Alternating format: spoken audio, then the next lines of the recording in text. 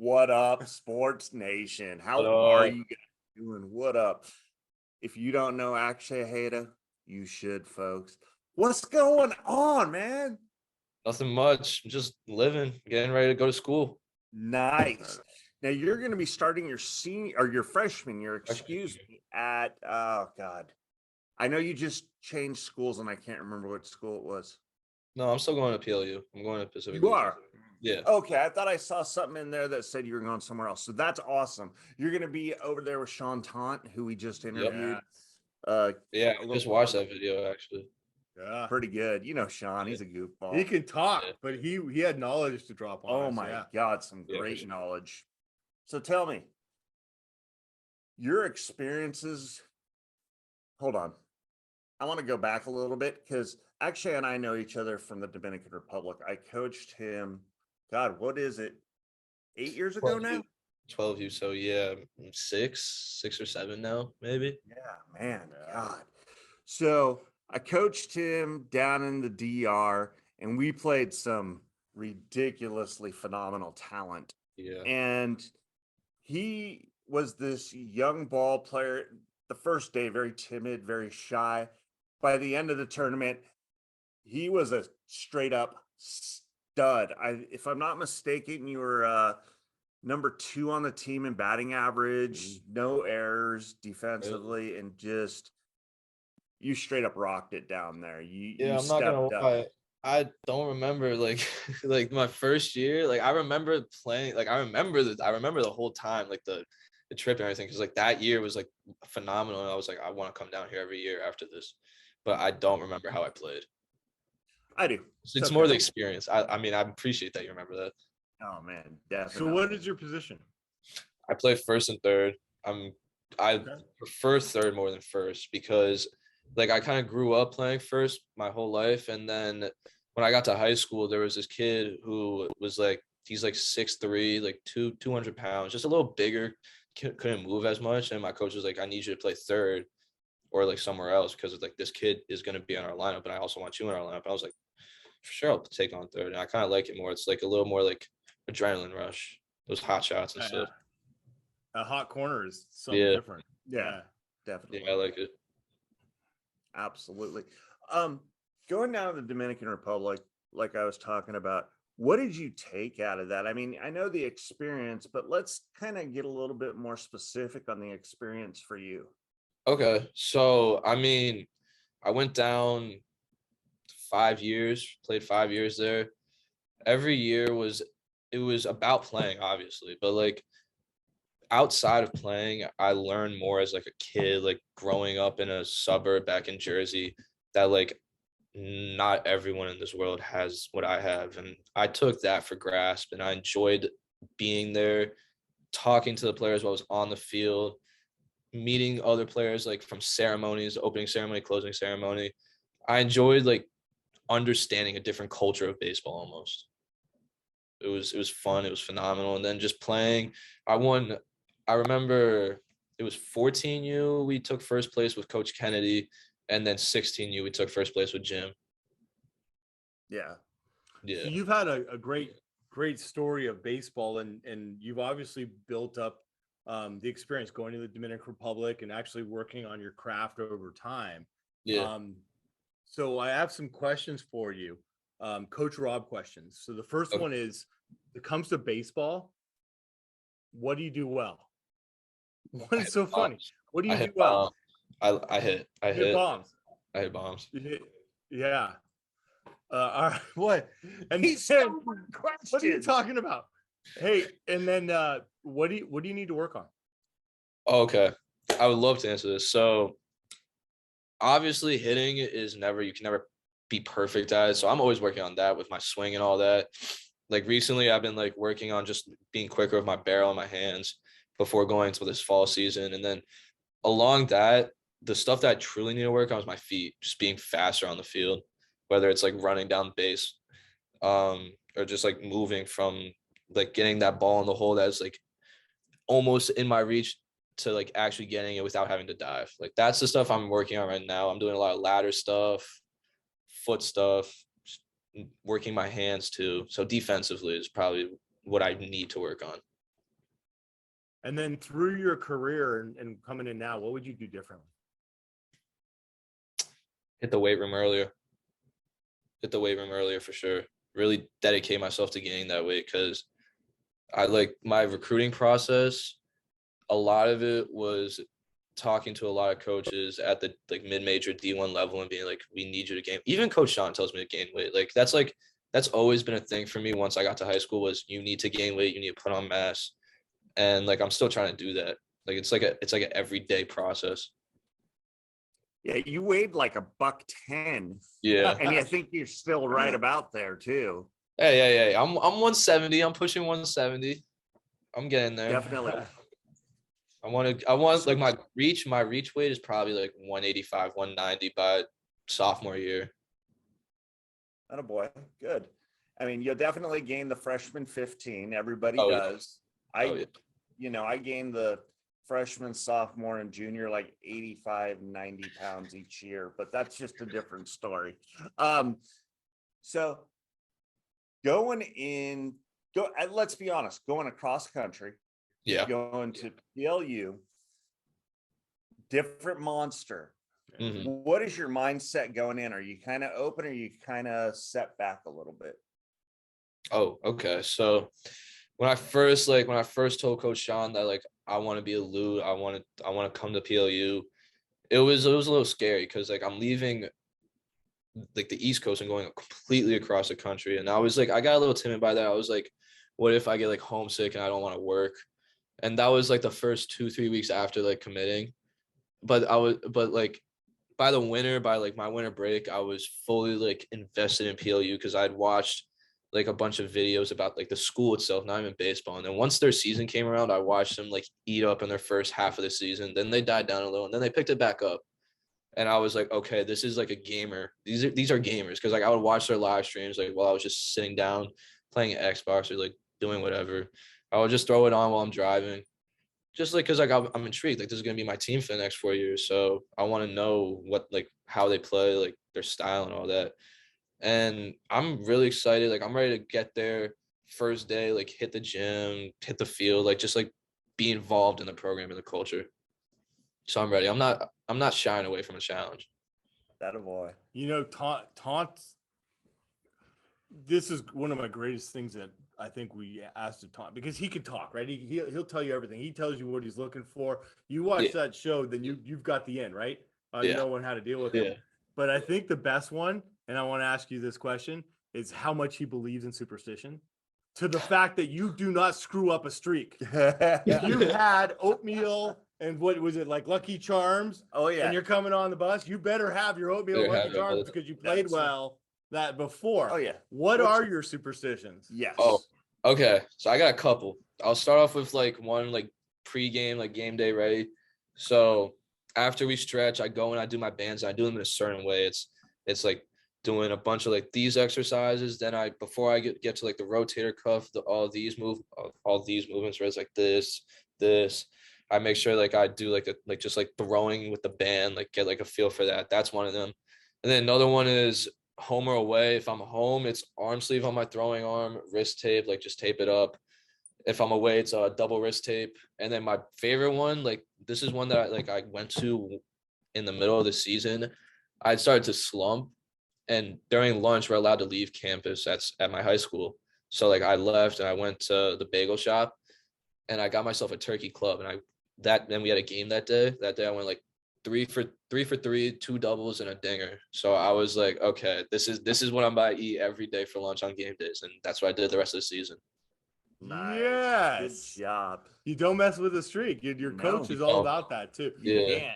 Now going to PLU, you talk about all the different levels of baseball. You're going to an unbelievable coach. Yeah. So one of the things that we were talking about is like you just talked about getting past a slump and stuff. Mhm.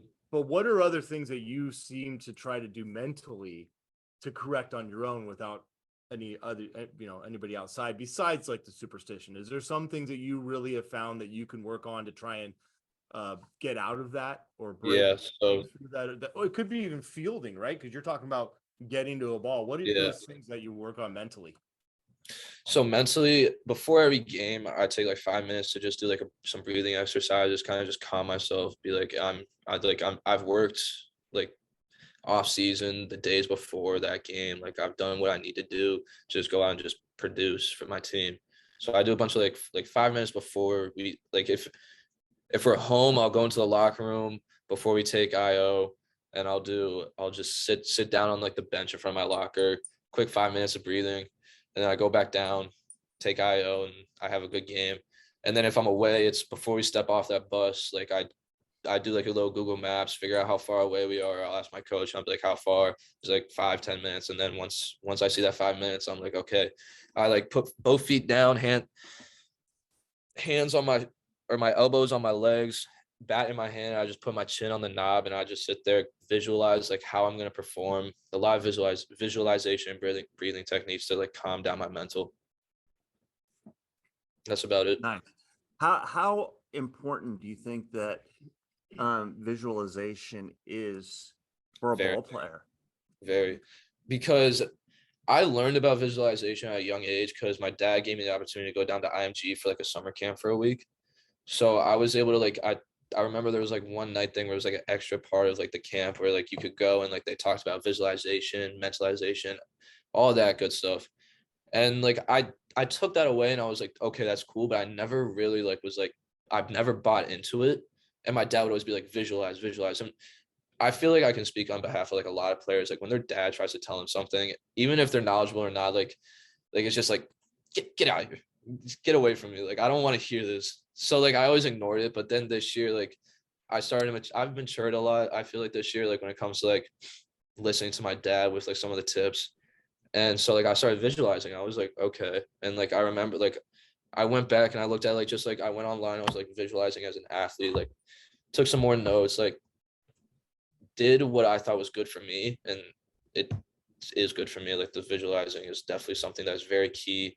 You just like if you see yourself doing good things, you're gonna do those things. You're gonna be able to be like, if I can mentally see myself hit it like a line drive in the left center gap, I'm gonna be able to go out there, produce that swing that's gonna be able to tell me do that. So like I believe in visualization. I think it's really key. What is you're going to PLU. Yep. What is it that you really want to accomplish when you get there? Like, is there a set goal of what you want to be able to do and leave kind of maybe even a legacy there? Oh, for sure. I would love to leave a legacy there. That would be very like ideal. But I think main thing I've been thinking about once I step foot on that campus is just like being a team player and then getting to the point where I can be a role player on the team. Because I wanna like I'm probably gonna have to do like freshman stuff, go get balls, all that. I don't want to do that. I'm gonna have to do that. But like I'm there to buy into their culture, and I want to lead that culture at one point. Once I'm maybe this year, like I want to have a breakout season this year where I help the team in any way possible. Just like be a role player, and whatever that takes, I'm here for that. What would you tell a young Akshay? Oh, okay. Oh, so my baseball story is kind of interesting. I'll give you a quick rundown. So I wasn't really very good, like when I was younger, like 8, 9, 10 wasn't good at all. Played on like the town team, B team. Like was kind of like I also I refused to wear my glasses. So I feel like that kind of was a part of it. But like once I got the opportunity because my dad like became friends with the A-team coach, and he was like, does your son want the opportunity to play with us this fall? Like this is like the fall season's always developmental. And my dad was like, of course he would. And I got there and like no one wanted to like have a catch with me. No one wanted me to like take BP, all that stuff. And one day I got in the car and I was like, I don't want to be this bad anymore. So I was like, I'm gonna work as hard as I possibly can to get to their level, surpass them, or just to keep up with them. Because like a bunch of those kids on that team are either D1 or D3 players now, and one of them's going JUCO. So like it was a stacked team, and like they were all really good. And I think I would just tell myself like a young me that like I feel like the young me did what I'm proud of my young self. Like maybe like The one thing I would say was I saw my best friend and another kid on the team, like two of my close friends.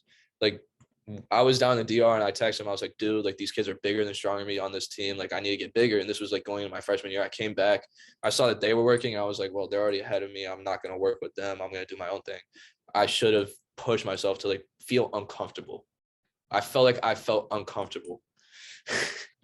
And like I should have pushed myself to be like, okay, like they're ahead of me. They're probably lifting a little more than me, like a little more weight, pushing more weight. But like if I'm there with them, I'm going to push myself to get to that point. So I should have done that, but I didn't. And I feel like that set me behind the curve a little, but I pushed myself that next off season because I saw how big and like how big they were, how much better they were, how much faster, stronger, all that. I was like, I want that. So I pushed myself that next year, but I wish I did it my freshman year instead of sophomore year. So that brings up a great hold on, let's try this. Take two. This brings up a great question that I love to ask. How do you make the uncomfortable comfortable? Oh, you got to do the uncomfortable. You got to be in the setting of the uncomfortable to make it comfortable. I feel like that's kind of how it always is. Like, you're not going to like just one day wake up and be like, okay, I'm comfortable with this now. Kind of just got to go in there and be like, I'm not comfortable with it yet. Still not comfortable with it yet the next day. And then just kind of like ease. You got to ease into the uncomfortability to make it comfortable almost. That's kind of like is that a kind of a great secret to winning? I mean, or being a top player, is that when you walk out on the field, the top players walk out on the field that they're gonna take over the game, they're gonna dominate. You walk up to the plate and you're the one that everybody worries about. Yeah. But isn't that about going in and walking in and making the uncomfortable comfortable? Mm-hmm. Yeah, for sure. Right? That's how you become a star. Yeah, absolutely. How about making the comfortable uncomfortable? I feel like when you're comfortable with something, then maybe you're not working as hard as you should be. Cause like there was one point like during the off season this year, like I got to I was dumbbell pressing and like I got to like 65 pounds. Like with my long lanky arms, I was like, I don't need a big chest, but I got to the point where I was able to do like 8 to 10 reps each set. And like I got comfortable with that. And then for like 2-3 weeks, I was just only getting to 65, doing 8 to 10 reps, which is good because like I was building like the strength and like making sure that I can do it every day. But at the same time, I got too comfortable with it. And I had to be like, okay, I have to allow myself to fail at 70 to then succeed at 70 the next time. And that's kind of what I realized.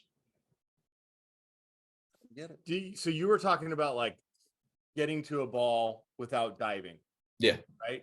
So that's explosion, right? Instant movement. It's that same thing you're talking about. So what are you doing uncomfortable to get to that? Are you working on your explosion? Are you? Oh, okay. Yeah. So is your lateral movement something that's probably the most important thing for you to work on being a third baseman now?